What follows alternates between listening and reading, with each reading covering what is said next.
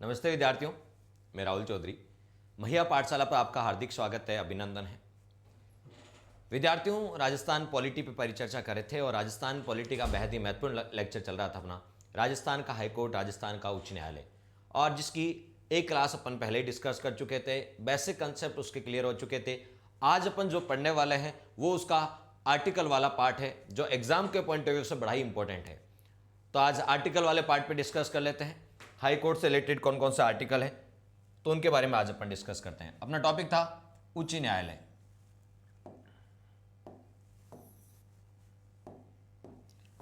Topic था उच्च न्यायालय,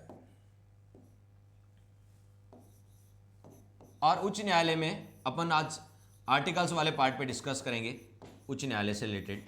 तो हम पहले ही डिस्कस कर चुके हैं कि जो उच्च न्यायालय है, उच्च न्यायालय एक संवैधानिक संस्था है। उच्च न्यायालय का उल्लेख किस भाग में मिलता है? तो उच्च न्यायालय का उल्लेख भाग 6 में मिलता है। और किस अनुच्छेद के बीच मिलता है? तो उच्च न्यायालय का उल्लेख जो अनुच्छेद 214 से, अनुच्छेद 214 से लेके 231 तक उच्च न्यायालय का उल्लेख मिलता है। ठीक है दोस्तों, बता दूं 232 तक ही पहले उच्च न्यायालय था, लेकिन 232 से वो निरसित कर दिया गया, विलोपित कर दिया गया। इसलिए वर्तमान में अपन पढ़ते हैं 214 से लेकर 231 तक हाईकोर्ट का उल्लेख है। ठीक है, अब हम बात कर लेते हैं, एक एक आर्टिकल को डिस्कस कर लेते हैं। सबसे पहले 3 आर्टिकल जानना बहुत जरूरी है आपको। एक तो 214 जहां से हाईकोर्ट की शुरुआत होती है, 214। एक 231 जहां पर आपको पता है हाईकोर्ट की समाप्ति होती है, 231 वर्तमान में। और एक 241। ये 3 आर्टिकल है जो सबसे पहले अपन डिस्कस करेंगे। कौन कौन से? एक तो 214 डिस्कस करेंगे, एक 231, तो 214 और 231, और एक 241 जो इसमें नहीं आता फिर भी उसको डिस्कस करेंगे। ठीक है, तो ये 3 चीजें अपन सबसे पहले डिस्कस करेंगे। तो देखिए, देख लेते हैं क्या क्या है इन आर्टिकल्स में।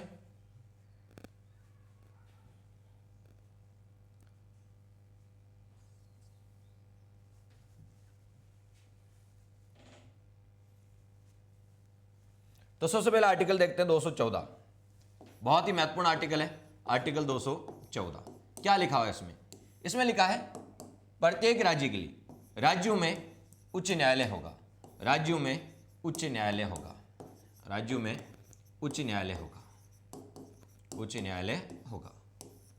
तो यहां पे स्पष्ट लिखा है कि राज्य के लिए हाईकोर्ट की व्यवस्था की गई है, कि राज्य में एक हाईकोर्ट होगा, उच्च न्यायालय होगा। तो राज्य में उच्च न्यायालय होगा, इसकी व्यवस्था कौन सा आर्टिकल में की गई है? 214 में की गई है। ठीक है, तो आपसे कोई पूछेंगे राज्य में उच्च न्यायालय की व्यवस्था, हाईकोर्ट का उल्लेख किस आर्टिकल मिलता है? सिंगल आर्टिकल पूछे तो 214 है जहां हाईकोर्ट का उल्लेख मिलता है। तो ये पूछ सकते हैं कि हाईकोर्ट का उल्लेख किस अनुच्छेद मिलता है, तब आपका आंसर क्या होगा? बताओ। 214 मिलता है। यहां राज्यों के लिए उच्च न्यायालय की व्यवस्था की गई है। जैसे अब आपसे पूछा जाता है, हम राजस्थान के लिए संदर्भ में बात करें, राजस्थान के संदर्भ में बात करते हैं, तो देखिए राजस्थान में भी एक उच्च न्यायालय है जिसे बोलते हैं राजस्थान उच्च न्यायालय, राजस्थान उच्च न्यायालय। ठीक है, राजस्थान उच्च न्यायालय। ठीक है, तो अब आपको राजस्थान उच्च न्यायालय के बारे में पहले ही बता दिया कि राजस्थान उच्च न्यायालय की स्थापना कब हुई थी। तो राजस्थान उच्च न्यायालय का गठन कब हुआ?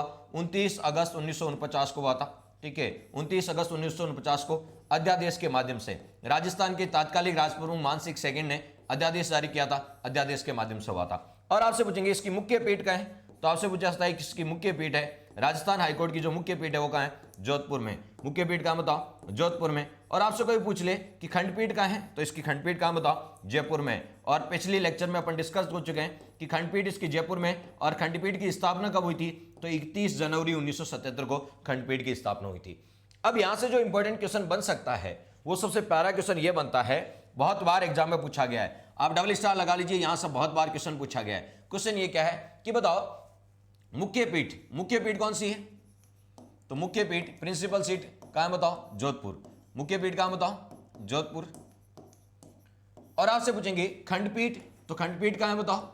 जयपुर। खंडपीठ कहां है बताओ? जयपुर। राजस्थान हाईकोर्ट के संदर्भ में अपन बात कर रहे हैं। ठीक है, अब आपसे पूछेंगे कि बताओ जोधपुर ये मुख्य पीठ है, जोधपुर क्या है? मुख्य पीठ है, और जयपुर आपकी क्या बताओ? खंडपीठ है। अब मैं आपको बता दूं राजस्थान में 35 जिला न्यायालय है। तो राजस्थान में जिला न्यायालय कितने हैं? डिस्ट्रिक्ट कोर्ट्स कितने हैं? जिला न्यायालय, तो जिला न्यायालय कितने बताओ? 35 है। राजस्थान में जिला न्यायालय कितने हैं? 35। और राजस्थान में जिले कितने हैं? 33 जिले हैं। जिले 33 है, जिले कितने बताओ? 33 है, लेकिन जिला न्यायालय कितने हैं? 35 है। ऐसा कैसे हो सकता है कि जिले 33 है और जिला न्यायालय 35 है?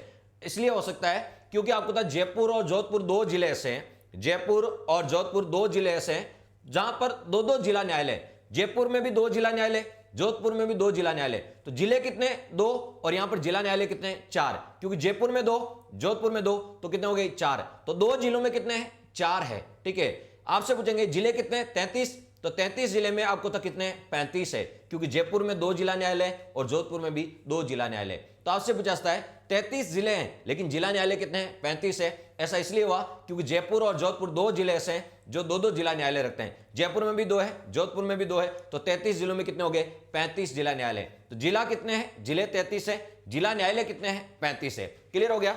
अब यहां से क्वेश्चन आता है, बहुत इंपॉर्टेंट क्वेश्चन जो पूछा जाता है वो ये पूछा जाता है कि कौन सा जिला न्यायालय जोधपुर मुख्य पीठ में आता है और कौन सा जिला न्यायालय जयपुर खंडपीठ में आता है। यह क्वेश्चन हाईकोर्ट में सबसे ज्यादा पूछा जाता है आजकल, और बार बार पुराने एग्जाम जितने भी देख लीजिए 2020-21 के, यहां से पैटर्न से क्वेश्चन पूछा गया है। तो मैं आपको बता देता हूं कि देखिए जिले कितने हैं 33 जिले, कितने बताओ 33 जिले, लेकिन जिला न्यायालय कितने हैं 35। ठीक है, कितने बताओ 35 जिले, 35 जिला न्यायालय। तो हम बात कर लेते हैं, पहले जिलों को डिवाइड कर लेते हैं, जिलों को डिवाइड करते हैं। तो देखिए जोधपुर मुख्य पीठ में कितने जिले आते हैं, आपसे जोधपुर मुख्य पीठ में कितने जिले आते हैं 18 जिले आते हैं। जिले कितने बताओ 18 जिले आते हैं। ठीक है, और आपसे पूछेंगे जयपुर खंडपीठ में कितने जिले आते हैं 15 जिले आते हैं। कितने जिले आते हैं बताओ 15 जिले आते हैं। तो 18 और 15 जिले कितने हो गए, तो जिले तो हो गए 33। जिलों की बात की। अब बात कर लेते हैं जिला न्यायालय। जिला न्यायालय, तो जिला न्यायालय की बात करें तो यहां पे ये ध्यान रखें 18 जिले हैं तो जिला न्यायालय कितने आएंगे 19। देखो जोधपुर में 2 है तो जिला तो आपको 18 है लेकिन जिला न्यायालय कितने होंगे 19, क्योंकि जोधपुर में 2 है तो 18 की जगह जिला न्यायालय कितने हो जाएंगे 19 हो जाएंगे। ठीक है, तो यहां 15 जिले तो जिला न्यायालय कितने होंगे 16। जिले तो 15 है लेकिन जयपुर में 2 है। ठीक है, तो बताओ जिला न्यायालय कितने हो जाएंगे, आपको पता है 16 हो जाएंगे। तो याद करें, देखिए 19 जिला न्यायालय और 16, 19 और 16 कितने होते हैं 35 होते हैं। कितने होते हैं बताओ 35। तो आपसे पूछेंगे जिला कितने आते हैं 18, जोधपुर मुख्य पीठ में 18 जिले आते हैं और जयपुर खंडपीठ में कितने जिले आते हैं 15 जिले आते हैं। लेकिन पूछ ले जिला न्यायालय कितने आते हैं, तो बताओ यहां 19 जिला न्यायालय आते हैं और यहां कितने आते हैं बताओ 16 आते हैं। ऐसा इसलिए हुआ क्योंकि जयपुर में 2 है तो जिला तो 1 है लेकिन 2 है तो 15 का 16 हो गया। जोधपुर में जिला तो आपको 1 है तो 18 की जगह कितने हो गए 19 हो गए। ये कंसेप्ट आपको पता होना चाहिए। अब कौन कौन सा आते हैं वो देख लेते हैं। तो मैं थोड़ा मैपिंग से इधर बता देता हूं आपको। यदि राजस्थान की मैपिंग देखें अपन, राजस्थान के संदर्भ में अपन मैपिंग देखें,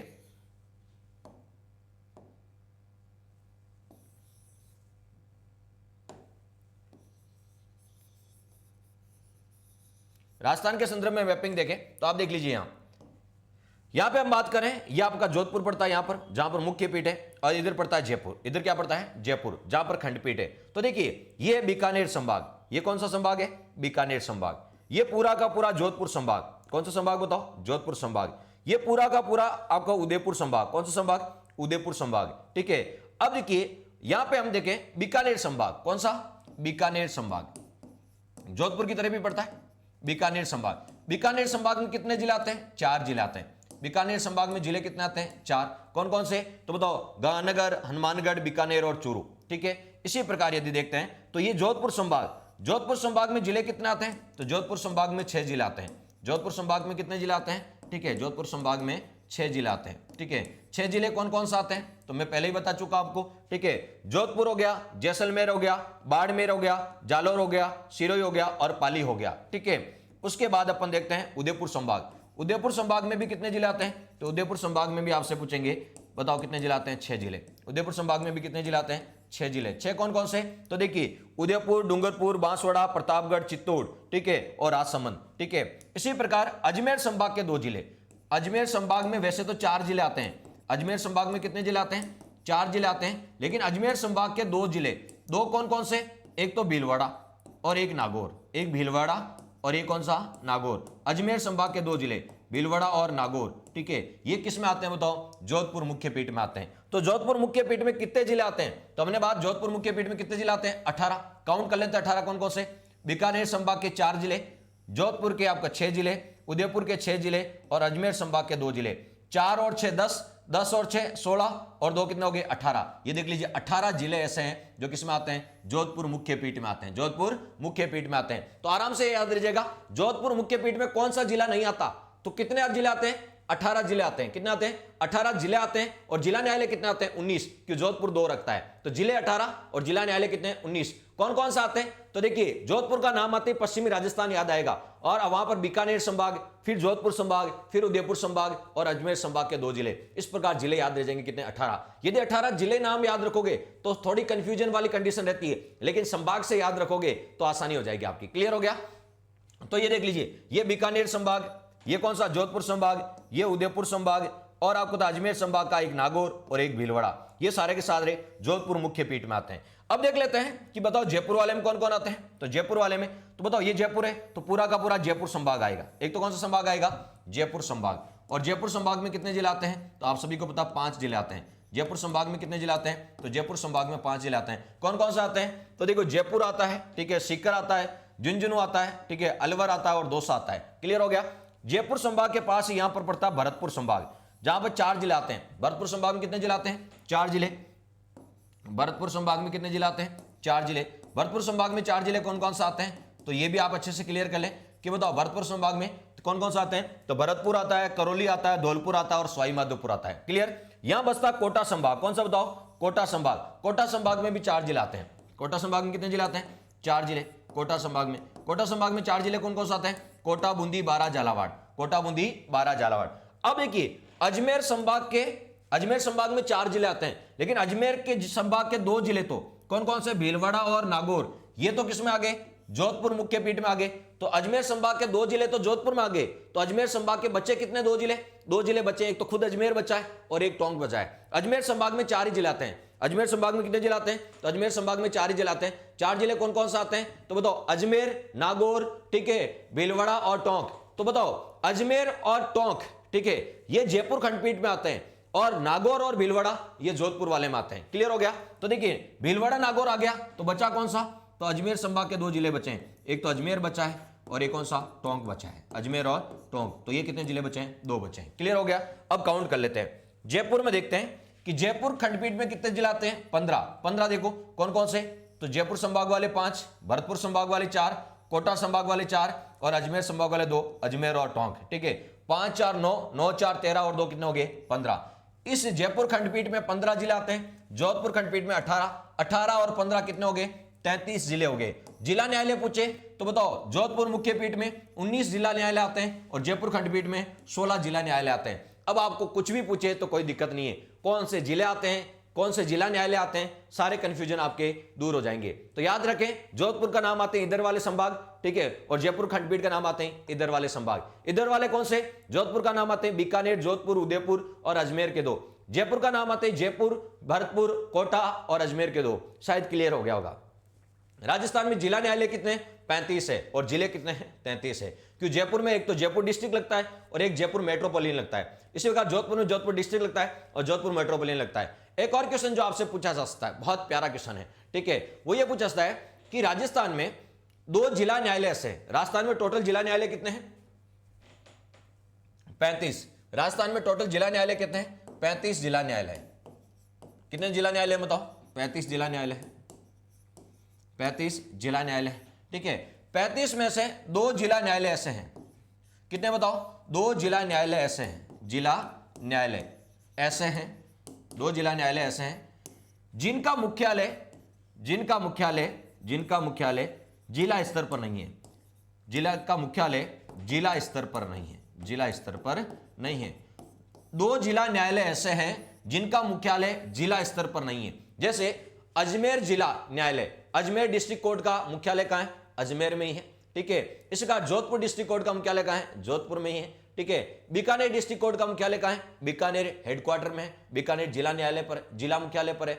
लेकिन 2 जिला न्यायालय ऐसे हैं, एक तो है नागौर जिला न्यायालय है, वो नागौर में नहीं है, उसका मुख्यालय नागौर में नहीं है, उसका मुख्यालय कहां है, मेड़ता में। तो आपसे पूछेंगे नागौर जिला न्यायालय कहां है, तो नागौर जिला न्यायालय कहां है, मेड़ता में, नागौर मुख्यालय पर नहीं है, ये ध्यान रखें। तो 2 जिला न्यायालय ऐसे हैं जिनका आपको पता है मुख्यालय जिला स्तर पर नहीं है, ठीक है। उस जिले में जिला स्तर पर नहीं है, उस जिले के किसी तहसील स्तर पर हो सकता है, ठीक है, तो बताओ दो जिले कौन कौन से हैं? तो एक तो नागौर, दो जिलों में एक तो है नागौर। नागौर का जो जिला न्यायालय है, नागौर का जो जिला न्यायालय है वो नागौर मुख्यालय पर नहीं है, तो कहां है बताओ? मेड़ता में लगता है। नागौर का जिला न्यायालय कहां लगता है? मेड़ता में लगता है। इसी प्रकार दूसरा है बाड़मेर, कौन सा बताओ? बाड़मेर का जो जिला न्यायालय है, बाड़मेर मुख्यालय पर नहीं है, तो कहां लगता है? बालोतरा में लगता है। कहां लगता है बताओ? बालोतरा में लगता है। कहां लगता है? बालोतरा में लगता है। तो याद रखें, दो जिले ऐसे हैं जिनका जो जिला न्यायालय है वो मुख्यालय पर नहीं है, ठीक है। नागौर का नागौर मुख्यालय पर नहीं है, कहां है? मेड़ता में। और बाड़मेर का बाड़मेर में नहीं है, बाड़मेर का जिला न्यायालय कहां है? बालोतरा में है। ये क्वेश्चन भी आपको याद होना बहुत जरूरी है। क्लियर? तो ये सारी चीजें आपको पता होना जरूरी है। चलिए, तो एक आर्टिकल आपने पढ़ लिया, कौन सा? 214। 214 में क्या था? तो अभी हमने 214 के बारे में डिस्कस किया था कि उच्च न्यायालय का उल्लेख है, कि राज्यों में उच्च न्यायालय का प्रावधान है, कि राज्यों में क्या होगा? हाई कोर्ट होगा, उच्च न्यायालय का प्रावधान है। तो राज्यों में उच्च न्यायालय का प्रावधान किस आर्टिकल में? 214 में। क्लियर? मैंने कहा एक और आर्टिकल जो आपका इंपॉर्टेंट है वो आपको पढ़ना है, वह है आपका आर्टिकल 231। इसके बारे में जान लेते हैं, इसमें क्या लिखा हुआ है। तो देखिए 231 में जो इंपॉर्टेंट बात लिखी गई है वो ये लिखी गई है कि संसद, इसमें संयुक्त हाईकोर्ट की बात की गई है। किसकी बात की गई है? संयुक्त हाईकोर्ट, जॉइंट हाईकोर्ट की बात की गई है। संयुक्त हाईकोर्ट की बात की गई है, जॉइंट हाईकोर्ट की बात की गई है, जॉइंट हाईकोर्ट की बात की गई, जॉइंट हाईकोर्ट की बात की गई। क्या है जॉइंट हाईकोर्ट? तो देखिए जॉइंट हाईकोर्ट का गठन कौन करती है? संसद। कौन कर सकती है? संसद। दो या दो से अधिक राज्यों के लिए, दो या दो से अधिक राज्यों हेतु, दो या दो से अधिक राज्यों हेतु, दो या दो से अधिक राज्यों, या अथवा लगा दीजिए, और लगा दीजिए, या दो या दो से अधिक राज्यों, दो या दो से अधिक राज्यों व केंद्र शासित प्रदेशों के मध्य, व केंद्र शासित बोल दीजिए या संघ शासित प्रदेश बोल दीजिए, केंद्र शासित प्रदेशों के लिए संयुक्त हाईकोर्ट का गठन कर सकती है, के लिए संयुक्त हाईकोर्ट का गठन कर सकती है, हाईकोर्ट का गठन कर सकती है। ठीक है, ये इंपॉर्टेंट क्वेश्चन है। आपसे कोई पूछ ले कि प्रत्येक राज्य में एक हाईकोर्ट होगा, राज्य में एक हाईकोर्ट होगा, ये बात तो कहां लिखी है? 214 में लिखी है। लेकिन दो राज्यों के मध्य एक जॉइंट हाईकोर्ट भी हो सकता है, जैसे पंजाब और हरियाणा के बीच एक जॉइंट हाईकोर्ट है, तो दो राज्यों के बीच एक जॉइंट हाईकोर्ट भी हो सकता है। ठीक है, जैसे पंजाब और हरियाणा का जॉइंट हाईकोर्ट का है? चंडीगढ़ है। ठीक है, तो आपसे पूछेंगे जॉइंट हाईकोर्ट, संयुक्त हाईकोर्ट का प्रावधान किस आर्टिकल में? 231 में। ठीक है, मोस्ट इंपोर्टेंट। संयुक्त दो या दो से, देखिए दो, जैसे पंजाब और हरियाणा दो राज्य, या दो से अधिक राज्यों के बीच भी हो सकता है, दो से अधिक राज्यों के बीच भी हो सकता है। जैसे दो से अधिक राज्यों के बीच कैसे हो सकता है? ठीक है, तो हमने कहा कि बताओ, जैसे आपको गुवाहाटी हाईकोर्ट है, तो गुवाहाटी हाईकोर्ट में बताओ असम भी आता है, अरुणाचल प्रदेश भी आता है, नागालैंड भी आता है और मिजोरम भी आता है। चार राज्य आते हैं। कितने आते हैं? चार राज्य आते हैं। ठीक है, इसी प्रकार बंबई हाईकोर्ट की बात करें तो बंबई में आपको महाराष्ट्र भी आता है, गोवा भी आता है, दादर और आपको दमन दीव भी आता है। ठीक है, तो इस प्रकार हमने कहा उसमें केंद्र शासित प्रदेश भी आ सकते हैं। क्या आ सकते हैं बताओ? केंद्र शासित प्रदेश भी आ सकते हैं। तो दो या दो से अधिक राज्यों के लिए, या दो या दो से अधिक राज्यों के साथ साथ केंद्र शासित प्रदेश भी आ सकते हैं। दो या दो से अधिक राज्य जैसे महाराष्ट्र और गोवा है, ठीक है, उसके साथ साथ आप केंद्र शासित प्रदेश कौन सा आ गया? दमन और दादर आ गया। ठीक है, तो आपसे पूछेंगे दो या दो से अधिक राज्यों के बीच आपको पता है एक जॉइंट हाईकोर्ट भी हो सकता है, और जॉइंट हाईकोर्ट का गठन कौन करती है? संसद करती है। कौन करती है? संसद। किस आर्टिकल के तहत करती है? 231 के तहत करती है। और यह प्रावधान किस संशोधन द्वारा किया गया? 7वां संविधान संशोधन। यह प्रावधान 7वां संविधान संशोधन 1956 द्वारा किया गया।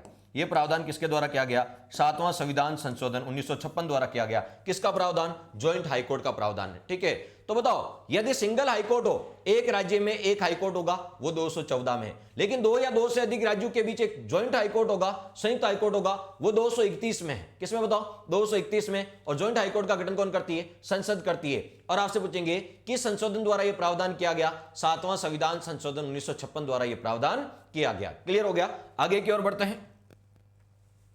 एक और आर्टिकल मैंने याद कराने की बात कही थी आपको, एक और आर्टिकल जो आपको याद होना चाहिए वह है 241, जिसके बारे में आपको याद होना चाहिए। 241 में क्या लिखा है? संघ शासित प्रदेशों का स्वयं का भी हाईकोर्ट हो सकता है। संघ शासित प्रदेश किसे बोलते हैं? केंद्र शासित प्रदेश को बोलते हैं। तो संघ शासित प्रदेश का स्वयं का भी हाईकोर्ट हो सकता है, प्रदेश का स्वयं का भी हाईकोर्ट हो सकता है, स्वयं का भी हाईकोर्ट हो सकता है। केंद्र शासित प्रदेश का अपना खुद का हाईकोर्ट हो सकता है, स्वयं का भी हाईकोर्ट हो सकता है। तो केंद्र शासित प्रदेश का स्वयं का भी हाईकोर्ट हो सकता है। जैसे दिल्ली के, भारत में केंद्र शासित प्रदेश कितने हैं? वर्तमान में 8 है। कितने हैं? 8। 8 में से 2 ही केंद्र शासित प्रदेश है जो स्वयं का हाईकोर्ट रखते हैं। कौन कौन से? दिल्ली केंद्र शासित प्रदेश है और स्वयं का क्या रखती है बताओ? दिल्ली हाईकोर्ट रखती है। ठीक है, और दिल्ली हाईकोर्ट की स्थापना कब हुई थी? 1966 में हुई थी। इसी प्रकार जम्मू कश्मीर, जम्मू कश्मीर पहले राज्य हुआ करता था। 2019 से पहले जम्मू कश्मीर क्या हुआ करता था? राज्य हुआ करता था। और जब जम्मू कश्मीर राज्य हुआ करता था तो उसमें खुद का हाईकोर्ट था। जम्मू कश्मीर में हाईकोर्ट की स्थापना कब हुई? 1957 में। लेकिन आपको बताएं 2019 31 अक्टूबर 2019 के बाद जम्मू कश्मीर को राज्य का प्रावधान समाप्त कर दिया और 2 केंद्र शासित प्रदेश बना दिए। यानी 2019 के बाद जम्मू कश्मीर आपको पता है केंद्र शासित प्रदेश बन गया। तो 2019 में जैसे ही ये केंद्र शासित प्रदेश बना तो ये ऐसा केंद्र शासित प्रदेश है जिसमें स्वयं का क्या बताओ? हाईकोर्ट है। तो 2 ही केंद्र शासित प्रदेश हैं जो स्वयं का हाईकोर्ट रखते हैं। एक तो दिल्ली रखता है और एक और रखता है बताओ? जम्मू कश्मीर रखता है। एक दिल्ली और एक जम्मू कश्मीर रखता है। और केंद्र शासित प्रदेश स्वयं का हाईकोर्ट रख सकते हैं। यह आपको तक किस अनुच्छेद में लिखा है? 241 में लिखा है। किस में लिखा बताओ? 241 में। क्योंकि संघ शासित प्रदेश, केंद्र शासित प्रदेश को क्या बोलते हैं? संघ शासित प्रदेश। संघ शासित प्रदेशों का उल्लेख किस भाग में? संविधान में टोटल 22 भाग हैं। संविधान में टोटल कितने भाग हैं? 22 भाग हैं। और उसके से आपसे पूछेंगे उसके किस भाग में? ठीक है, तो भाग 8 में संघ शासित प्रदेशों का उल्लेख है। तो संघ शासित प्रदेशों का उल्लेख किस भाग में? भाग 8 में। किस आर्टिकल के बीच है संघ शासित प्रदेश? तो 239 से लेके, कहां से बताओ? 239 से लेके 242 तक। 239 से लेके 242 तक संघ शासित प्रदेशों का उल्लेख है। 239 और 242 के बीच ही एक आर्टिकल आता है। कौन सा? 241। कौन सा? 241। और 241 में लिखा है कि संघ शासित प्रदेशों का स्वयं का भी हाईकोर्ट हो सकता है। तो सामान्य भाषा में कहें तो केंद्र शासित प्रदेश अपने स्वयं का हाईकोर्ट रख सकते हैं। ये किस आर्टिकल में लिखा है? तो एक आपका 241 में लिखा है। तो 3 आर्टिकल आपने पढ़े। राज्य का अपना खुद का हाईकोर्ट होगा, 214 में लिखा है। ठीक है, अब 2 या 2 से अधिक राज्यों का ज्वाइंट हाईकोर्ट भी हो सकता है। ठीक है, तो ये 231 में लिखा है। ठीक है, और केंद्र शासित प्रदेशों का स्वयं का हाईकोर्ट हो सकता है, तो ये 241 में लिखा है। और 2 ही केंद्र शासित प्रदेश है जो स्वयं का हाईकोर्ट रखते हैं। इतनी जानकारी, 3 आर्टिकल आपने पढ़ लिए, इनके बारे में आपको पता होना जरूरी है। अब आगे की ओर बढ़ते हैं। तो 214 आपने आर्टिकल पढ़ लिया। अब चलते हैं 215 की ओर। अब हाईकोर्ट के आर्टिकल यदि बात करें तो हाईकोर्ट के आर्टिकल याद करने की ट्रिक कैसे याद कर सकते हैं?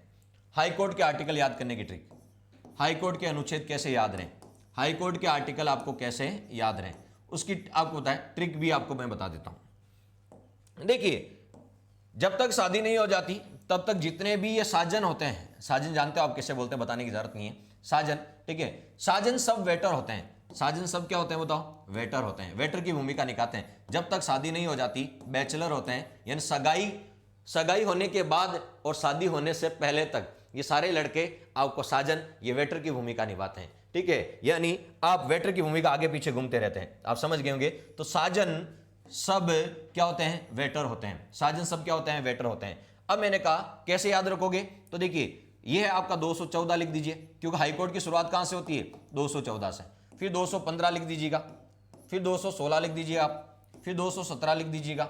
18 नहीं लिखना है, 18 नहीं लिखना है। फिर 219 लिख दीजिएगा, 220 लिख दीजिएगा, फिर 221 लिख दीजिएगा, 222 लिख दीजिएगा, 223 लिख दीजिएगा। ए स्क्वायर है तो 224 भी यहां लिख सकते हैं और 225 भी यहां लिख सकते हैं और ये 226 लिख सकते हैं। क्लियर हो गया? तो बस आपको कुछ नहीं करना, एक 218 नहीं लिखना, बाकी आप यहां से शुरू करो, आप काउंटिंग लिखना और लास्ट तक लिख दो। 14, 15, 16, 17, 18, ठीक है, 18 नहीं लिखना, बाकी 19, 20, 21, 22, 23, 24 और 25 और 26 तक लिख दो। ठीक है, 26 तक याद कर लो अभी। कैसे? तो देखिए, हर स्टेट में, एस का मतलब होता है स्टेट, स्टेट में क्या होगा? राज्य में क्या होगा? हाईकोर्ट होगा। तो राज्य में हाईकोर्ट होगा, यह प्रावधान कहां बताओ? 214 में। ठीक है, हाईकोर्ट एक अभिलेख न्यायालय है। ए का मतलब होता है अभिलेख, ए का मतलब क्या होता है? अभिलेख। तो हाईकोर्ट एक अभिलेख न्यायालय है। कैसा न्यायालय बताओ? हाईकोर्ट एक अभिलेख न्यायालय है। ठीक है, इसका उल्लेख कहां मिलता है बताओ? 215 मिलता है। कहां मिलता है? 215 मिलता है। जी से होता है गठन, जी से क्या होता है? गठन। हाईकोर्ट का गठन यह कहां मिलता है बताओ? 216 में मिलता है। एन का मतलब होता है नियुक्ति, हाईकोर्ट में न्यायाधीशों की नियुक्ति, हाईकोर्ट में न्यायाधीशों की नियुक्ति यह कहां मिलती है बताओ? 217 मिलती है। 18 की बात ही नहीं कर रहे हैं। एस का मतलब होता है शपथ, हाईकोर्ट के न्यायाधीशों को शपथ, ठीक है, शपथ का उल्लेख किसमें मिलता है? 219 में। बी का मतलब होता है बॉन्डिंग, बॉन्डिंग का मतलब होता है सेवा शर्तें, बॉन्डिंग का मतलब क्या होगी, सेवा शर्तें, बॉन्डिंग यानी सेवा शर्तें, और ये सेवा शर्तें किसमें, 220 में। वी का मतलब होता है वेतन, वी का मतलब क्या हो गया, वेतन, और आपको पता है हाईकोर्ट के न्यायाधीशों के वेतन भत्ते किसमें मिलते हैं, 221 में। टी का मतलब होता है ट्रांसफर, टी का मतलब क्या होता है, ट्रांसफर का मतलब स्थानांतरण, ट्रांसफर का मतलब क्या हो गया, स्थान, हाईकोर्ट के न्यायाधीशों का स्थानांतरण, ट्रांसफर, ट्रांसफर किसमें बताओ, 222 में, दो बार ट्रांसफर हो जाता है। ई का मतलब होता है एग्जीक्यूटिव, एग्जीक्यूटिव का मतलब होता है कार्यकारी, एग्जीक्यूटिव का मतलब क्या हो गया, कार्यकारी, ये कार्यवाहक न्यायाधीश, और कार्यवाहक न्यायाधीश का उल्लेख किसमें मिलता है, 223 में। ए का मतलब क्या होता है, तो ए से होता है आपको होता है अपर न्यायाधीश, ए से कौन सा, अपर न्यायाधीश, ए से कौन सा बताओ, अपर न्यायाधीश, और अपर न्यायाधीश का उल्लेख कहां मिलता है बताओ, 224 मिलता है, अपर न्यायाधीश का उल्लेख कहां मिलता है, 224 मिलता है। फिर आपसे पूछा जाता है कि बताओ 224 में अपर न्यायाधीश हो गए, फिर आपसे पूछेंगे 225, और 225 में ए से हो गया, ए स्क्वायर है, तो ए से एक तो हो गया अपर न्यायाधीश, और एक से होगा एरिया, एरिया का मतलब हो गया क्षेत्राधिकार, एरिया का मतलब क्या हो गया, क्षेत्राधिकार। तो बताओ क्षेत्राधिकार मिलता है 225 में, अपर न्यायाधीश 224 में, क्षेत्राधिकार 225 में, और 226 में आर का मतलब होता है रिट, आर का मतलब क्या हो गया, रिट, ठीक है। तो रिट जारी करने की शक्ति हाईकोर्ट की किसमें आती, 226 में आती। तो 226 तक शायद आपको आर्टिकल याद होंगे, तो 226 तक आपको आर्टिकल याद होंगे। तो आप कैसे याद कर सकते हैं, तो बताओ ट्रिक क्या है, साजन शब्द क्या होते हैं बताओ, वेटर होते हैं, साजन शब्द क्या होते हैं, वेटर होते हैं। ये एक महत्वपूर्ण ट्रिक है जो आपको पता होनी चाहिए। बताओ साजन शब्द क्या होते हैं, बताओ साजन शब्द वेटर होते हैं, ये एक इंपॉर्टेंट ट्रिक है जो आपको पता होना बहुत जरूरी है। तो साजन शब्द वेटर होते हैं, कैसे याद रखोगे, एस का मतलब क्या हो गया, साजन शब्द वेटर होते हैं। तो देखिए एस का मतलब क्या हो गया कि स्टेट में हाईकोर्ट होगा, ए का मतलब अभिलेख न्यायालय, जी का गठन हो गया, एन का मतलब हो गया नियुक्ति, एस का मतलब हो गया शपथ, बी का बॉन्डिंग, वी का वेतन भत्ते, टी से ट्रांसफर, ई से आपको होता है एग्जीक्यूटिव कार्यकारी न्यायाधीश, ए से आपको होता है अपर न्यायाधीश, और आपसे पूछेंगे एरिया, और आर से हो गया रिट जारी करने की शक्ति। बस एक बार बोल लीजिएगा, ऊपर सीक्वेंस से नंबर लिख दीजिएगा।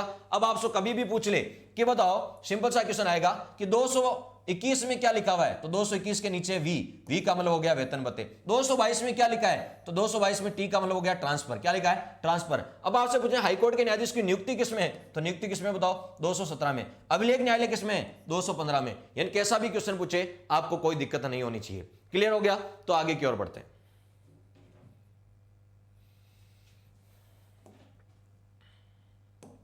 नेक्स्ट अगले की आर्टिकल की ओर देखते हैं। तो 214 पढ़ लिया, अब अपन पढ़ेंगे आर्टिकल कौन सा बताओ, 215। 214 के बाद आर्टिकल कौन सा पढ़ेंगे, 215। तो देखिए 215 में क्या लिखा है उसको भी जान लेते हैं। 215 में लिखा है हाईकोर्ट एक अभिलेख न्यायालय है, हाईकोर्ट एक अभिलेख न्यायालय है।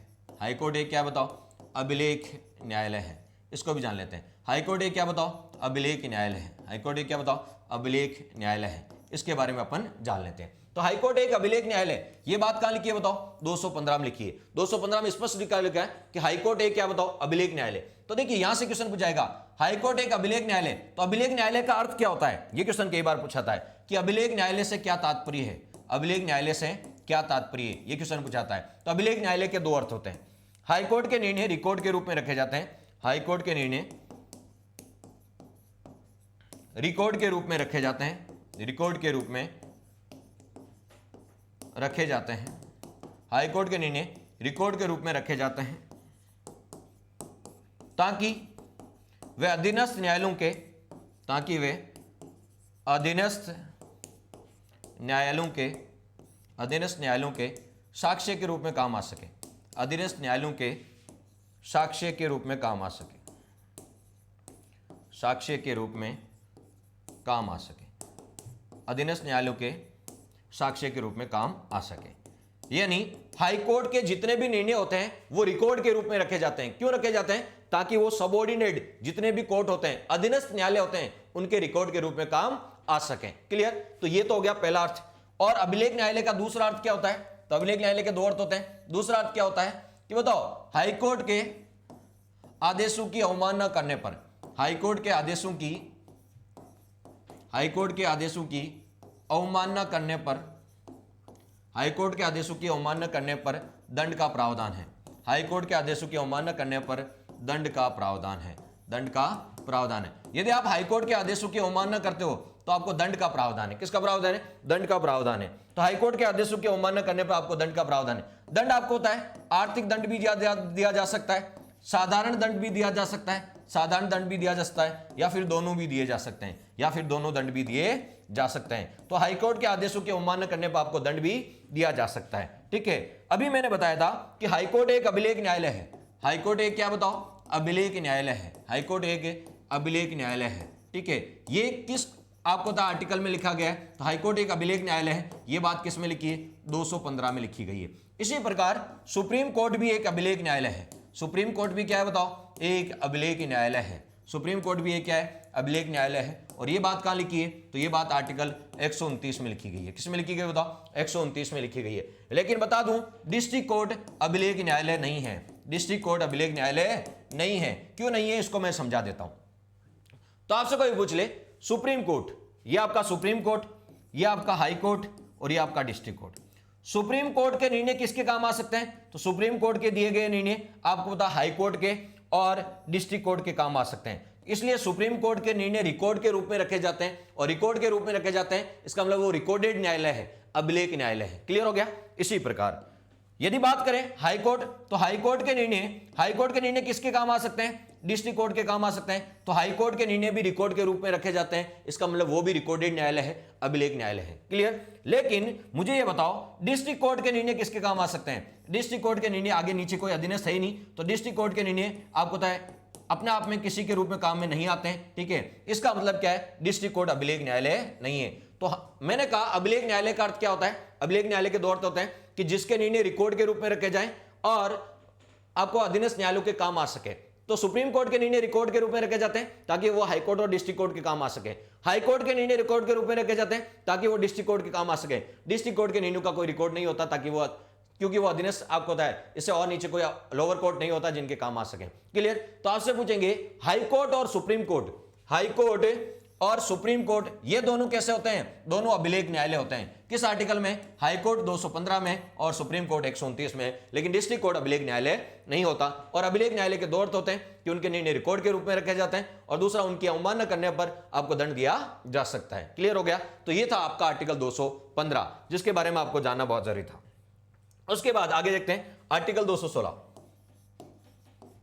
आर्टिकल 216, तो आर्टिकल 216 में क्या लिखा है, आर्टिकल 216 हाई कोर्ट का गठन, हाई कोर्ट का गठन बोल दीजिए या संरचना बोल दीजिए, हाई कोर्ट का गठन या संरचना। तो हाई कोर्ट के गठन और संरचना का उल्लेख किस आर्टिकल में मिलता है, तो आंसर क्या होगा बताओ, 216 में। आर्टिकल 216 में हाई कोर्ट के गठन और संरचना का उल्लेख मिलता है। तो हाई कोर्ट के गठन और संरचना का उल्लेख किसमें मिलता है बताओ, 216 में मिलता है। अब यह बात यहां पर जानना बहुत जरूरी है आपके लिए, गठन का मतलब क्या है, संरचना का मतलब है कि बताओ हाई कोर्ट में एक मुख्य न्यायाधीश होता है, मुख्य न्यायाधीश व अन्य न्यायाधीशों से मिलकर क्या बनता है, हाई कोर्ट बनता है। मुख्य न्यायाधीश व अन्य न्यायाधीशों से मिलकर, मुख्य न्यायाधीश व अन्य न्यायाधीशों से मिलकर क्या बनता है, हाई कोर्ट बनता है। मुख्य न्यायाधीश व अन्य न्यायाधीशों से मिलकर, अन्य न्यायाधीशों से मिलकर हाई कोर्ट की संरचना बनती है। हाई कोर्ट की बनता क्या बनती है, संरचना। ठीक है, हाई कोर्ट का गठन होता है। तो आपसे पूछेंगे हाई कोर्ट में एक मुख्य न्यायाधीश होता है और बाकी क्या होते हैं, अन्य न्यायाधीश होते हैं, और उनसे मिलकर आपको होता है हाई कोर्ट की गठन और संरचना का निर्माण होता है। अब आपसे कोई पूछ ले हाई कोर्ट में कितने न्यायाधीश होंगे, हाई कोर्ट में कितने न्यायाधीश होंगे, किसी भी हाई कोर्ट में कितने न्यायाधीश होंगे, तो संविधान में इसके बारे में आपको पता है कोई भी संख्या निर्धारित नहीं की गई है। किसी भी हाई कोर्ट में कितने न्यायाधीश होंगे, ठीक है, इसके लिए बारे में संविधान में कोई प्रावधान नहीं किया गया है। हाँ, कौन डिसाइड करेगा कि राजस्थान हाईकोर्ट में 50 होंगे, इलाहाबाद हाईकोर्ट में 160 होंगे, सिक्किम हाईकोर्ट में 3 होंगे, ये कौन निर्धारित करता है, तो बताओ किसी भी हाईकोर्ट में कितने न्यायाधीश होंगे, इसका निर्धारण कौन करता है, राष्ट्रपति करता है। मोस्ट इंपोर्टेंट क्वेश्चन, किसी भी हाईकोर्ट में कितने न्यायाधीश होंगे, इसका निर्धारण है, वो निर्धारण कौन करता है, राष्ट्रपति करता है। तो किसी भी हाईकोर्ट में कितने न्यायाधीश होंगे, ये समय समय पर निर्धारित कौन करता है, राष्ट्रपति करता है। तो किसी भी हाईकोर्ट में कितने न्यायाधीश होंगे, इसका निर्धारण कौन करता है, राष्ट्रपति। यही क्वेश्चन पूछा जाता है। तो आपसे कोई पूछेंगे किसी भी, जैसे Rajasthan high court, Gujarat high court, Allahabad high court, किसी भी हाईकोर्ट में कितने न्यायाधीश होंगे, इसका निर्धारण संसद करती है, राष्ट्रपति करती है, या विधानमंडल करता है, या राज्यपाल करता है, तो इसका निर्धारण राष्ट्रपति करता है। कौन करता है, राष्ट्रपति करता है। ठीक है, और किसी भी हाईकोर्ट में कितने न्यायाधीश होंगे, इसका कोई संविधान में आपको होता है निर्धारित नहीं किए गए, इसका समय समय पर निर्धारण कौन करता है, तो राष्ट्रपति करता है। कौन करता है, राष्ट्रपति करता है। यह बात किस आर्टिकल में की बताओ, 216 में लिखी है। तो गठन और संरचना यानी मुख्य न्यायाधीश और अन्य न्यायाधीश से मिलकर क्या बनता है, हाईकोर्ट बनता है। और इसके आपको पता है सदस्य हाईकोर्ट में कितने न्यायाधीश होंगे, इसका निर्धारण कौन करेगा, राष्ट्रपति करेगा। जैसे आपसे पूछेंगे 29 अगस्त 1949 को राजस्थान हाईकोर्ट की स्थापना हुई थी, तब एक मुख्य न्यायाधीश और 11 अन्य न्यायाधीश थे। जैसे 26 जनवरी 1950 को संविधान लागू हुआ, ठीक है, तो इसमें एक मुख्य न्यायाधीश और 6 अन्य न्यायाधीश हो गए, ठीक है। और 2015 में राजस्थान हाईकोर्ट में न्यायाधीशों की संख्या बढ़ाकर कितनी कर दी? 50, एक मुख्य न्यायाधीश और 49 अन्य न्यायाधीश। इस प्रकार राजस्थान हाईकोर्ट में वर्तमान में स्वीकृत न्यायाधीशों की संख्या कितनी है? 50 है। यह बात भी आपको पता होना जरूरी है। अगले एक देख लेते हैं। नेक्स्ट आर्टिकल है आपका 217। देखिए आर्टिकल की बात करें तो देखिए आर्टिकल 217 बहुत इंपॉर्टेंट है। आर्टिकल 217 में क्या क्या लिखा गया? तो 217 में अलग अलग बातें की गई है। 217 के अलग अलग रूप है, उनको देख लेते हैं। तो 217 वन में क्या लिखा गया है? 217 वन में आपको नियुक्ति लिखी गई है। 217 वन में क्या लिखी गई बताओ? नियुक्ति के, क्या हाईकोर्ट के न्यायाधीशों, मुख्य न्यायाधीश और अन्य न्यायाधीशों की नियुक्ति के बारे में प्रावधान किया गया। तो नियुक्ति के बारे में जो प्रावधान किया गया वो किसमें? 217 वन में किया गया। 217 टू में क्या लिखी गई बताओ? योग्यता। 217 टू में क्या लिखी हुई है? योग्यता लिखी गई है कि हाईकोर्ट का न्यायाधीश बनने के लिए क्या योग्यता होनी चाहिए, हाईकोर्ट का न्यायाधीश बनने के लिए क्या योग्यता होनी चाहिए। 217 3 में क्या लिखा है? सेवानिवृत्ति की आयु, क्योंकि हाईकोर्ट के न्यायाधीशों का कार्यकाल तो होता नहीं है 5 वर्ष 7 वर्ष, इनकी तो क्या होती है? सेवानिवृत्ति की आयु होती है, सेवानिवृत्ति की आयु होती है। तो सेवानिवृत्ति की आयु के बारे में प्रावधान किया गया, ठीक है। फिर 217 4 में, यह भी बहुत इंपॉर्टेंट क्वेश्चन है, 217 4 में किसका प्रावधान किया गया है? तो 217 4 में आपको पता है हटाने के कारणों का उल्लेख है। 217 4 में किसका उल्लेख है बताओ? हटाने के कारणों का उल्लेख है कि किस प्रकार इन्हें हटाया जा सकता है, ठीक है। तो हटाने के कारणों का, तो बताओ इनको किस प्रकार हटाया जा सकता है? जिस प्रकार सुप्रीम कोर्ट के न्यायाधीशों को हटाया जाता है। तो हटाने के कारणों का उल्लेख है, सिद्ध कदाचार और असमर्थता के आधार पर हटाया जाता है। इन तमाम बातों पर चर्चा करेंगे किस आर्टिकल में बताओ? 217 में। तो 217 में ये सारी बातें आपको पता होना बहुत जरूरी है, ठीक है। तो इन तमाम बातों पर आज अपन चर्चा करने वाले हैं कि 217 में क्या क्या प्रोविजन किए गए थे। तो देखिए यदि हम बात करें 217 में, तो देखिए पहले सबसे पहले देख लेते हैं नियुक्ति के बारे में बात कर लेते हैं।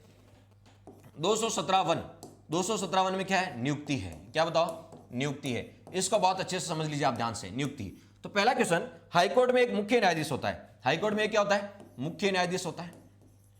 हाईकोर्ट में एक तो मुख्य न्यायाधीश होता है और बाकी क्या होते हैं? अन्य न्यायाधीश होते हैं। एक मुख्य न्यायाधीश और बाकी क्या होते हैं बताओ? अन्य न्यायाधीश, अन्य न्यायाधीश, ठीक है। तो बताओ आपसे कोई पूछ ले हाईकोर्ट के मुख्य न्यायाधीश की नियुक्ति कौन करता है?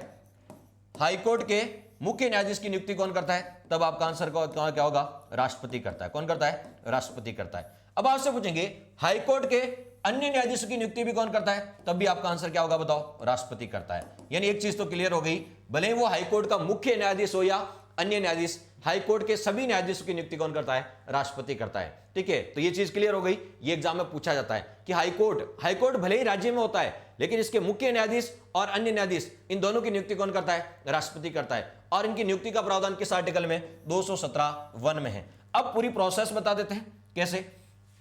तो बताओ हाईकोर्ट के मुख्य न्यायाधीश की नियुक्ति, हाईकोर्ट के मुख्य न्यायाधीश की नियुक्ति, मुख्य न्यायाधीश की नियुक्ति, हाईकोर्ट के मुख्य न्यायाधीश की नियुक्ति।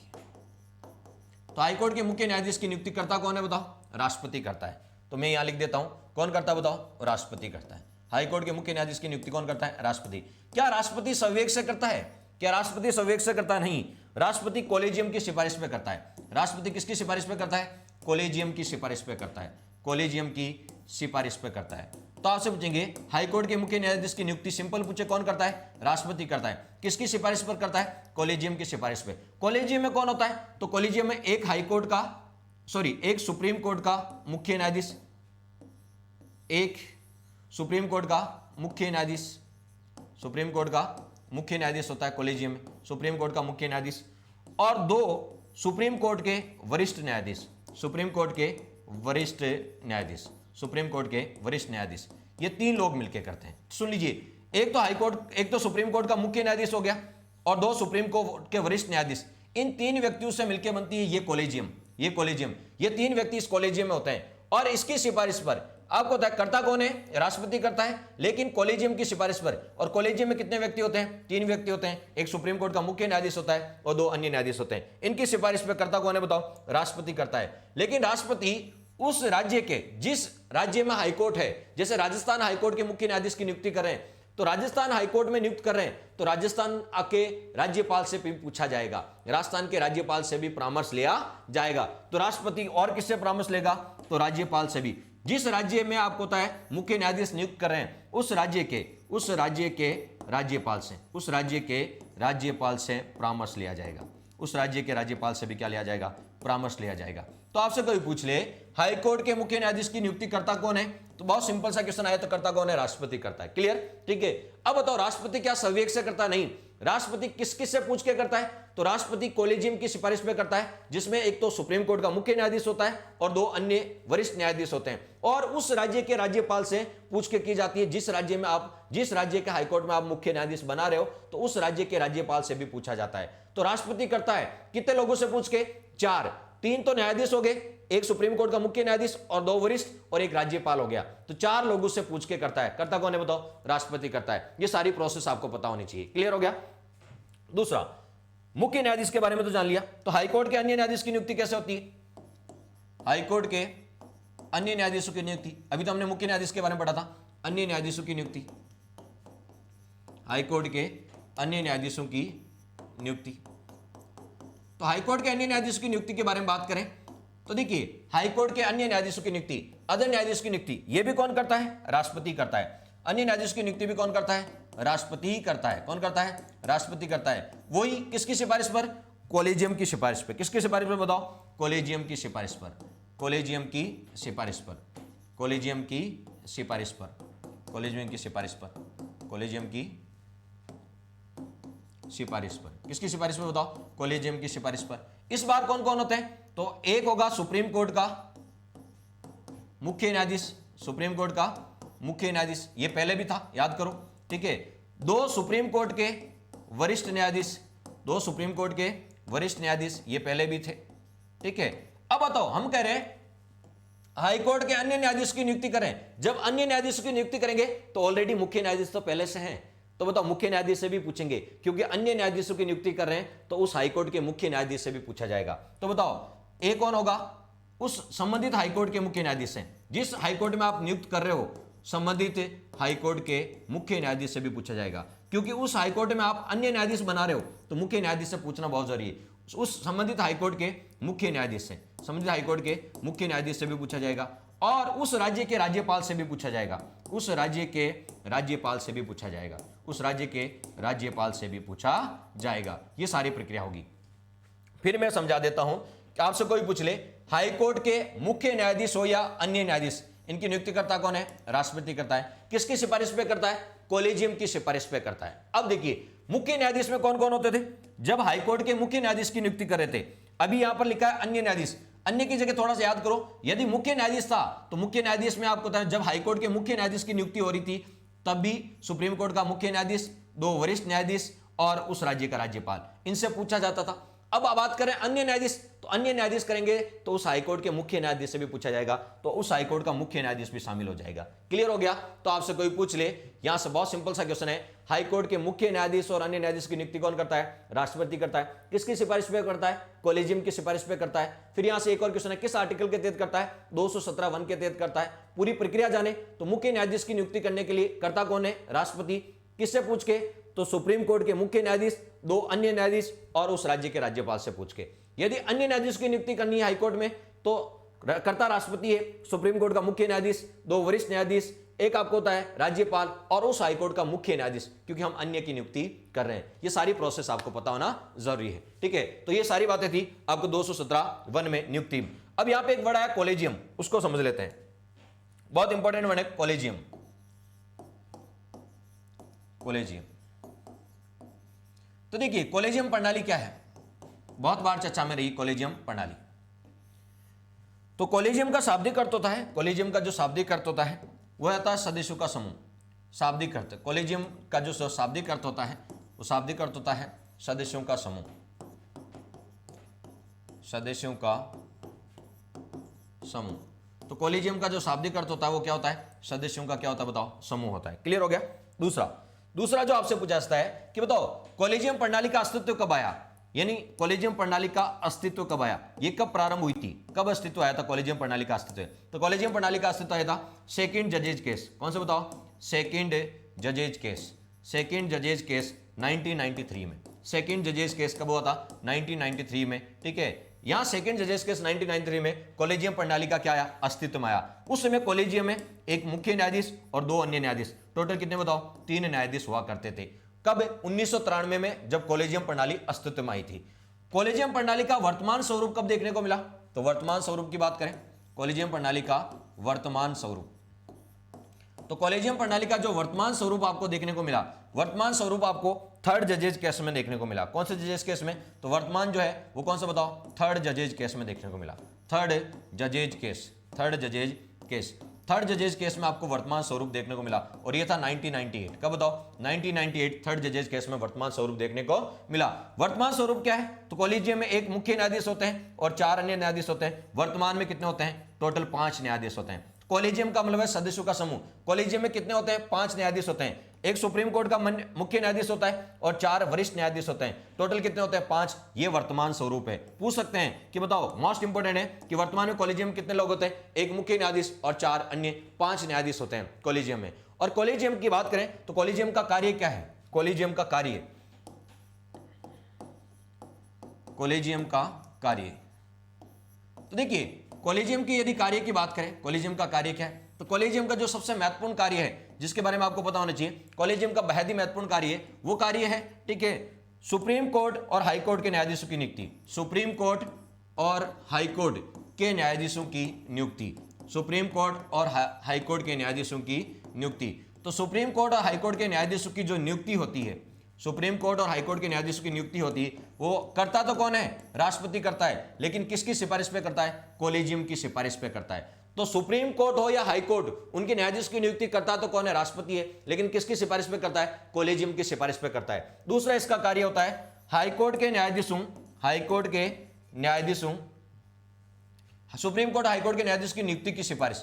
ये केवल सिफारिश कर सकती है। क्या कर सकती है बताओ? सिफारिश कर सकती है। सिफारिश किसको करती है बताओ? राष्ट्रपति को करती है। दूसरा, हाई कोर्ट के न्यायाधीशों, हाई कोर्ट के न्यायाधीशों के स्थानांतरण की सिफारिश, हाई कोर्ट के न्यायाधीशों के स्थानांतरण की सिफारिश, स्थानांतरण की सिफारिश। आपको पता है हाई कोर्ट के न्यायाधीशों का एक हाई कोर्ट से दूसरा हाई कोर्ट में क्या हो सकता है? ट्रांसफर हो सकता है। जैसे राजस्थान हाईकोर्ट से गुजरात हाईकोर्ट भेज दिया, गुजरात हाईकोर्ट से आप कोलकाता हाईकोर्ट भेज दिया, तो हाईकोर्ट के न्यायाधीशों का एक हाईकोर्ट से दूसरा हाईकोर्ट में क्या होता है? ट्रांसफर होता है, स्थानांतरण होता है। और हाईकोर्ट के न्यायाधीशों के ट्रांसफर की बात किस आर्टिकल में की गई है? 222 में। किसमें बताओ? 222 में। तो हाईकोर्ट के न्यायाधीशों के जो ट्रांसफर की सिफारिश करती है, वो भी कौन करती है? कॉलेजियम करती है। ट्रांसफर करता कौन है? राष्ट्रपति करता है, लेकिन कॉलेजियम की सिफारिश पे करता है। नियुक्ति करता कौन है? राष्ट्रपति करता है, लेकिन किसकी? कॉलेजियम की सिफारिश पे। तो हाई कोर्ट और सुप्रीम कोर्ट के न्यायाधीशों की नियुक्ति की सिफारिश करती है, और सुप्रीम कोर्ट के न्यायाधीशों का तो ट्रांसफर होता नहीं है, क्यों? सुप्रीम कोर्ट भारत में एक ही है, उनका ट्रांसफर कहां होना है? हाँ, हाई कोर्ट 25 है, तो उनका एक हाई कोर्ट से दूसरा हाई कोर्ट में ट्रांसफर। तो हाई कोर्ट के न्यायाधीशों के ट्रांसफर की सिफारिश भी कौन करती है? कॉलेजियम करती है। कौन करती है? कॉलेजियम। अब देखिए कॉलेजियम के कार्य देख लिए। वह क्या था? विवाद भी हुआ था कि कॉलेजियम में आपको भाई भतीजावाद देखने को मिलता है, तो कॉलेजियम को समाप्त भी किया गया था बीच में। कॉलेजियम को क्या किया गया? तो बताओ, समाप्त भी किया गया। तो बताओ, कॉलेजियम को समाप्त करके, कॉलेजियम को समाप्त करके, कॉलेजियम को समाप्त करके एक आपको होता है राष्ट्रीय न्यायिक नियुक्ति आयोग बनाया गया। राष्ट्रीय न्यायिक नियुक्ति आयोग बनाया गया। राष्ट्रीय न्यायिक नियुक्ति आयोग बनाया गया। राष्ट्रीय न्यायिक नियुक्ति आयोग बनाया गया। ठीक है, राष्ट्रीय न्यायिक नियुक्ति आयोग बनाया गया। ठीक है, तो कॉलेजियम को समाप्त कर दिया गया। बताओ, ये कानून बनाने का काम किसका है? संसद का है। तो संसद ने क्या करा? कॉलेजियम को क्या कर दिया? समाप्त कर दिया। ठीक है, और राष्ट्रीय न्यायिक नियुक्ति आयोग की स्थापना की। इसे बोलते हैं एनजेएससी, नेशनल जुडिशरी। ठीक है, नेशनल जुडिशरी आपका appointment commission, national judiciary appointment commission, राष्ट्रीय न्यायिक नियुक्ति आयोग। ठीक है, तो बताओ ये जो काम हुआ, ये किस संशोधन हुआ? 99वां संविधान संशोधन। 99वां संविधान संशोधन। 99वां संविधान संशोधन के द्वारा क्या हुआ? कॉलेजियम को समाप्त कर दिया और उसकी जगह क्या बनाया? राष्ट्रीय न्यायिक नियुक्ति आयोग बनाया। क्योंकि संशोधन करने का काम किसका है? संसद का है। लेकिन वो संशोधन सही है या गलत है, ठीक है, वो आधारभूत ढांचे का उल्लंघन कर रहा है या नहीं कर रहा है, ये समीक्षा कौन करेगा? न्यायपालिका करेगा। तो संसद ने कौन सा संशोधन किया? 99वां संविधान संशोधन कर दिया। कब कर दिया गया? तो 99वां संविधान संशोधन 2015 में। 99वां संविधान संशोधन कब हुआ? 2015 में हुआ। इसके तहत कॉलेजियम को क्या कर दिया? समाप्त कर दिया, और उसकी जगह क्या बना दिया बताओ? राष्ट्रीय न्यायिक नियुक्ति आयोग बना दिया। क्या बना दिया बताओ? राष्ट्रीय न्यायिक नियुक्ति आयोग बना दिया। सॉरी, 2014। ठीक है, राष्ट्रीय न्यायिक नियुक्ति आयोग बना दिया। अब देखिए, जैसे कॉलेजियम को समाप्त किया, राष्ट्रीय न्यायिक नियुक्ति आयोग बनाया, और राष्ट्रीय न्यायिक नियुक्ति आयोग में विधि मंत्री भी शामिल कर दिया, कानून मंत्री को भी शामिल कर दिया। तो आपको बताया सरकार के 3 अंग होते हैं। शक्तियों का पृथक्करण है, कार्यपालिका, व्यवस्थापिका और न्यायपालिका, तीनों स्वतंत्र रूप से कार्य करती है। अब देखिए, न्यायाधीशों की नियुक्ति कॉलेजियम की सिफारिश पे होती थी, तो बताओ, अब कॉलेजियम को समाप्त करके राष्ट्रीय न्यायिक नियुक्ति आयोग बना दिया और उसमें एक विधि मंत्री आपको शामिल कर दिया, और विधि मंत्री कार्यपालिका का भाग है, तो न्यायपालिका के न्यायाधीशों की नियुक्ति में कार्यपालिका का इंटरफेयर हो गया। तो सुप्रीम कोर्ट ने आपको डिसीजन दिया कि ये हमारे आधारभूत ढांचे का उल्लंघन करता है। संसद ने जो संशोधन किया है, संसद ने कौन सा संशोधन किया? 99। ये हमारे आधारभूत ढांचे का क्या कर रहा है? उल्लंघन कर रहा है। ये हमारे मूलभूत या आधारभूत ढांचे का क्या कर रहा है? उल्लंघन कर रहा है। आधारभूत ढांचे का क्या कर रहा है? उल्लंघन कर रहा है। ये हवाला देते हुए इसको आपको होता है 99वें कॉन्स्टिट्यूशन अमेंडमेंट को रद्द कर दिया। इसको क्या कर दिया? रद्द कर दिया। तो आपसे पूछा जाता है आधारभूत ढांचे का उल्लंघन कर रहा है, कौन सा संशोधन? 99वां। ठीक है, तो बताओ, एनजेएससी को जो बनाया था उसको समाप्त कर दिया और वापस क्या शुरू हो गई? वापस वही कॉलेजियम की शुरुआत हो गई। केशवानंद भारतीयवाद में आधारभूत ढांचे का वाद दिया गया था। संसद का काम है संशोधन करना। संसद संविधान के किसी भी भाग में संशोधन कर सकती है, लेकिन मूलभूत या आधारभूत ढांचे में संशोधन नहीं कर सकती। तो सुप्रीम कोर्ट ने कहा कि संसद ने जो 99वां संविधान संशोधन किया है, जिसमें कॉलेजियम को समाप्त करके राष्ट्रीय न्यायिक नियुक्ति आयोग बनाया है, हम इसको स्वीकार नहीं करते क्योंकि ये हमारे आधारभूत ढांचे का क्या कर रहा है? उल्लंघन कर रहा है। तो न्यायपालिका ने, सुप्रीम कोर्ट ने इस 99वें संविधान संशोधन को रद्द कर दिया, राष्ट्रीय न्यायिक नियुक्ति आयोग को रद्द कर दिया, और वापस क्या शुरू हो गई? कॉलेजियम। और आज कॉलेजियम ही चल रही है। तो ये क्वेश्चन कई बार पूछा जाता है। तो ये कॉलेजियम के बारे में मैंने कंप्लीट बताया। तो हमने एक आर्टिकल पढ़ लिया 217(1), जिसके बारे में अपने कंप्लीट जानकारी 217(1). आगे के नेक्स्ट लेक्चर में 217(2) देखेंगे, और 217(2) में क्या बताओ? ठीक है, योग्यता के बारे में लेके कि हाईकोर्ट का न्यायाधीश किससे बनाया जाता है, हाईकोर्ट का न्यायाधीश बनने के लिए क्या योग्यता है। तो हाईकोर्ट के न्यायाधीश बनने के लिए जो योग्यता है, उनका प्रावधान अपन नेक्स्ट लेक्चर में देखेंगे। धन्यवाद दोस्तों, थैंक्स फॉर वॉचिंग।